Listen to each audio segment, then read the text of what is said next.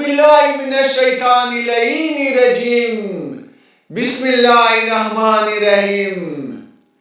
امام علی علیہ السلام نے فرمایا، اللہ نے اپنے حرمتوں والے گھر کا حج تم پر واجب کیا اور اسے تمام انسانوں کے لیے قبلہ قرار دیا، اور اللہ تعالیٰ نے اس فریضے کو اپنے سامنے لوگوں کی خاکساری کے لیے علامت قرار دیا اور اسے اپنی عظمت کے مزید یقین کا سبب قرار دیا۔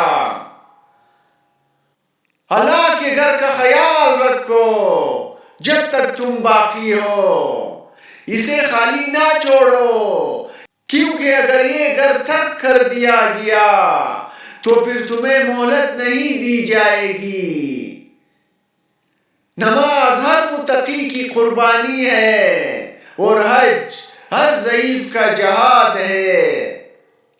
اللہ نے حج کو دین کی تقویت کے لیے واجب کیا ہے۔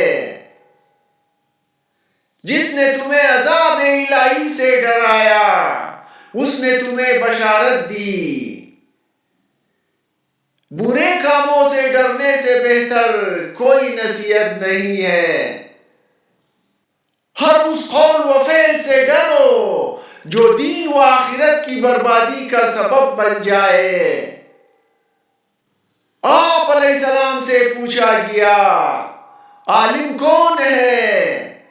تو آپ علیہ السلام نے فرمایا، جو حرام چیزوں سے پرہیز کرے۔ اللہ کی حرام کردہ اشیاء سے چشم پوشی سب سے افضل عبادت ہے۔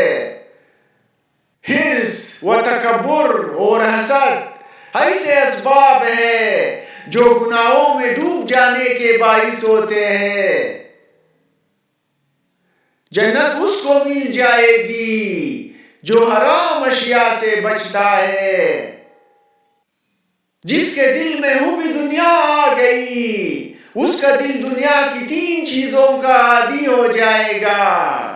ایسا غم جو ہمیشہ رہے گا، کبھی ختم نہ ہونے والی لالچ، اور ایسی آرزوئیں جو کبھی نہ پوری ہو سکے گی۔ حرص حقارت اور زنا فقر ہے۔ لالچ فقر کی علامت ہے۔ محرومیت لالچ کے ساتھ ہوتی ہے۔ حریص کے پاس شرم و حیا نہیں ہوتی۔ حرص انسان کی تقدیر میں سے کچھ نہ کچھ گٹھا ہی دیتا ہے۔ حرص انسان کے نصیب میں کبھی بھی اضافہ نہیں کر سکتا۔ حرص سے قناعت کے ذریعے انتقام لو، جس طرح دشمن سے تم قصاص کے ذریعے انتقام لیتے ہو۔ 3 چیزیں تباہ کرنے والی ہے۔ تکبر، جس نے ابلیس کو اس کے رتبے سے گرا دیا۔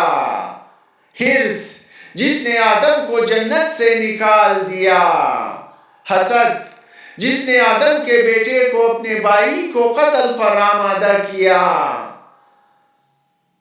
آپ علیہ السلام سے سوال کیا گیا، سب سے بڑی ذلت کیا ہے؟ تو آپ علیہ السلام نے فرمایا، دنیا کے لیے لالچ۔ حرص رزق میں اضافہ تو نہیں کرتا، البتہ قدر و منزلت کو گھٹا دیتا ہے۔ رزق حرص و مطالبے سے نہیں مل سکتا۔ مالداروں میں سب سے زیادہ مالدار وہ ہے جو حرص میں گرفتار نہ ہو۔ حد درجہ لالچ سے بچو، کیونکہ یہ تقوی کو تباہ کر کے جہنم میں داخل کر دیتی ہے۔ بہترین شخص وہ ہے جس نے حرص کو اپنے دل سے نکال دیا اور اپنے پروردگار کی اطاعت کے لیے اپنی خواہشات کی نافرمانی کی۔ بہت سے لالچیوں کو ان کی لالچ ہی نے مار ڈالا۔